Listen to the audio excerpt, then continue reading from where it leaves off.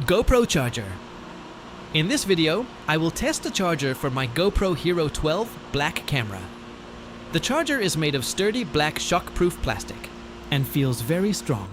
The charger must be connected to a USB power supply of at least 50 watts, so it'd be able to charge 3 batteries at full power simultaneously. It takes about 1.5 hours to charge all 3 batteries. The charger itself is equipped with a display that shows the charge percentage of the single batteries. The charger can also be used as a power bank. It can charge a mobile phone, for example, through the built-in USB-C connector. The charger has a tight-fitting lid, so it can be used as a storage box for the batteries. I bought the charger on Shopee and it cost 352 Thai baht. I received the charger the day after I ordered it. I would like to say that I am not sponsored by anyone and that my tests are 100% my own experience. If you like my video, please like and subscribe.